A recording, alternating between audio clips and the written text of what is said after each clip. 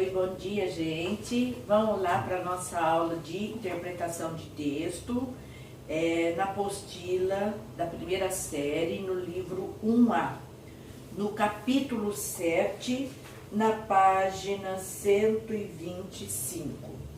Vocês podem até pensar, a professora já deu essa aula, mas não, eu dei uma comentada nela na sala, nessa matéria, mas eu não expliquei, nós não vimos item a item, tá? Então vamos lá. O que é ambiguidade? Ambiguidade é duplo sentido.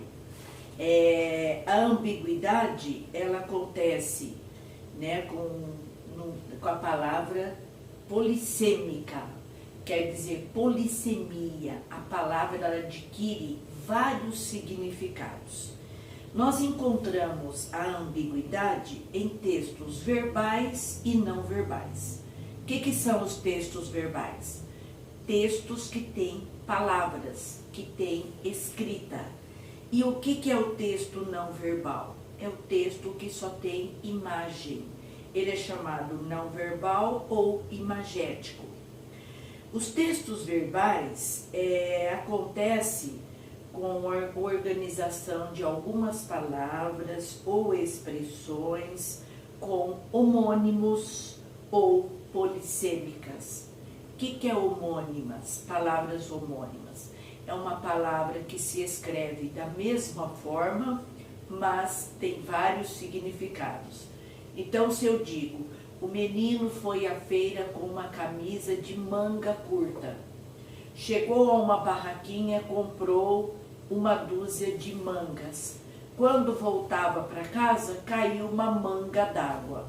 Então veja, a palavra manga é uma palavra homônima, porque a gente escreve manga, manga, manga, as 3 vezes da mesma forma, só que elas têm vários significados.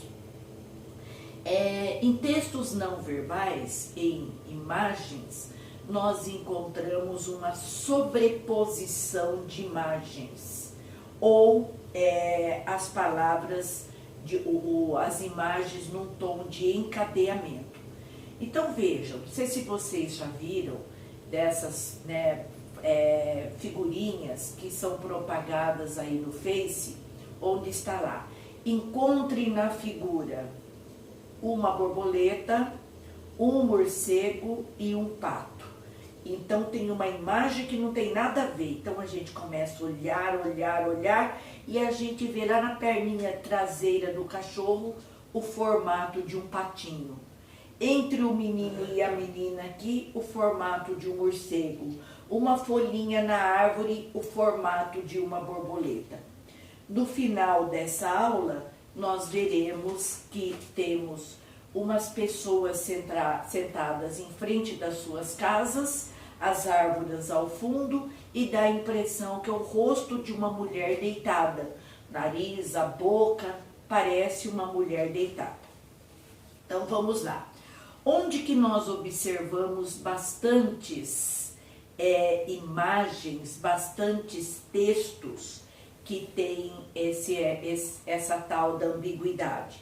Em jornais, em revistas, histórias em quadrinhos, piadas, tudo isso para chamar a atenção do leitor.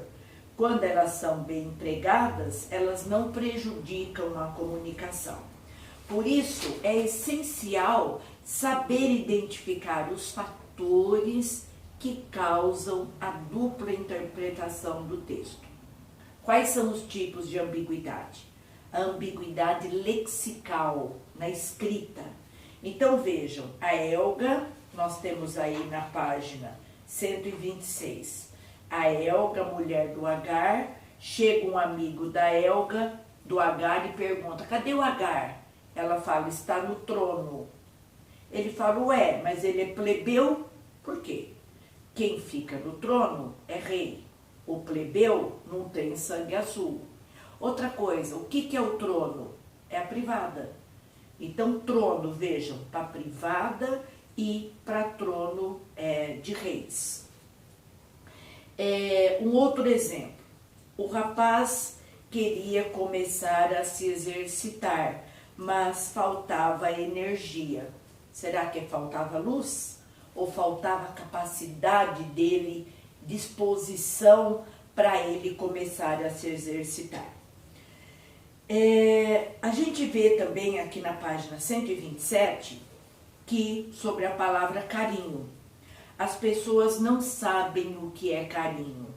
Aí o outro diz que é diminutivo de caro. Caro, carinho. Certo? Então vejam aí as palavras causando ambiguidade, duplo sentido e plurissignificação. Nós vamos encontrar ainda na ambiguidade fonética, o som, a forma, né, do outro interpretar ou entender algo. Então o cara diz o seguinte, eu me chamo Humberto. O outro diz, eu sou 2Berto. O outro fala, eu sou 3Berto. E assim vão brincando com a palavra 1, 2, 3. Aqui nós temos um exemplo no quadrinho, nessa charge, que diz, você está com miopia, mentiroso. Na minha casa só tem 2 pias e você está falando que eu tenho miopia. Então vejam, é ambiguidade fonética, que é de som. Vamos encontrar ainda a ambiguidade por referência. É quando eu tenho 2 antecedentes na própria frase que causam um duplo efeito. O jovem disse ao chefe do seu pai que o admirava muito. Ele admira quem? O chefe ou o pai? Então a gente não sabe quem é o admirado. Veja o anúncio, cortamos sua carne na hora.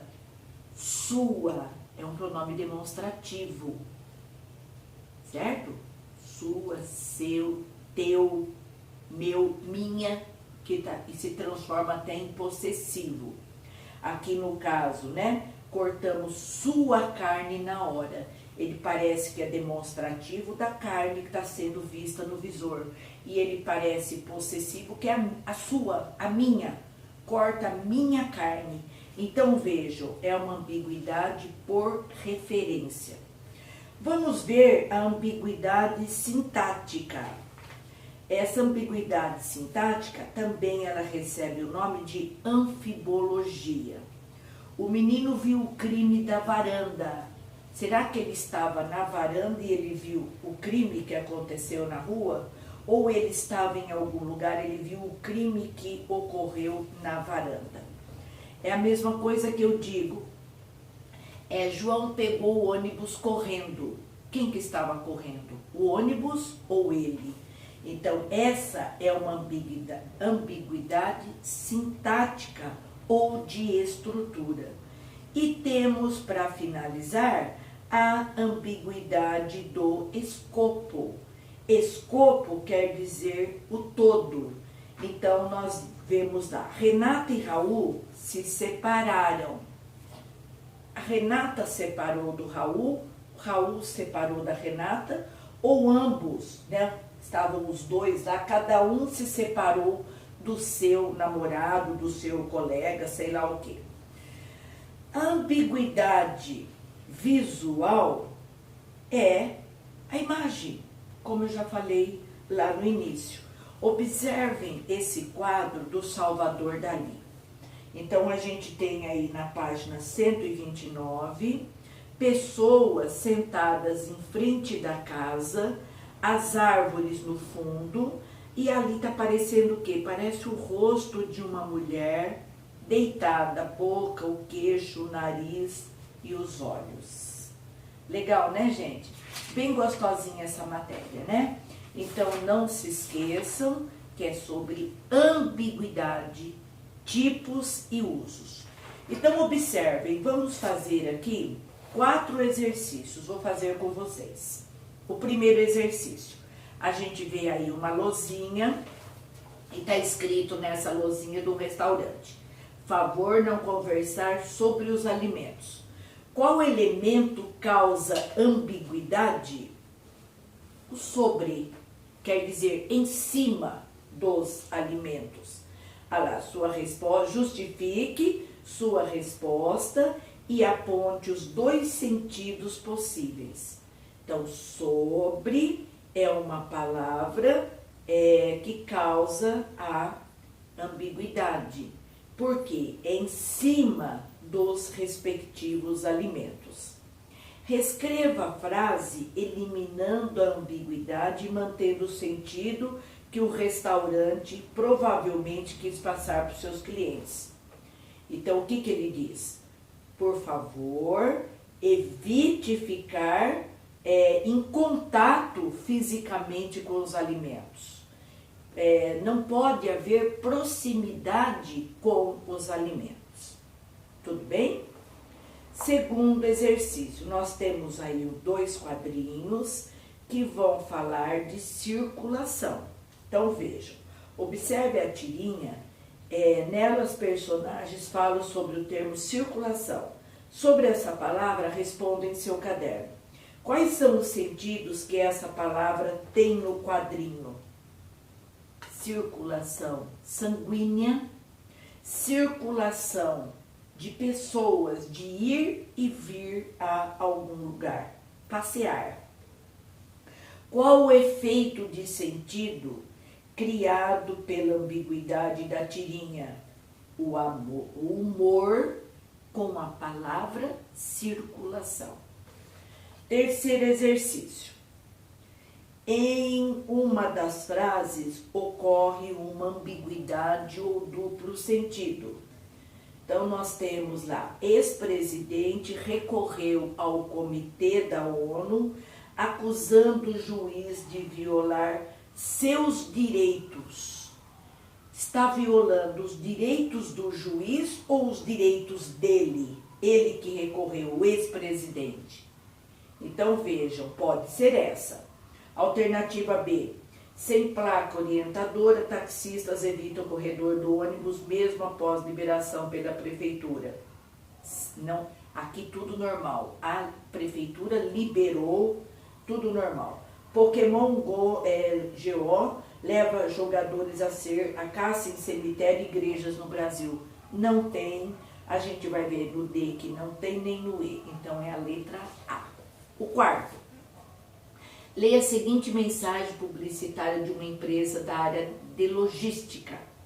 A gente anda na linha para levar sua empresa para longe. Mudamos o jeito de transportar containers no Brasil e Mercosul.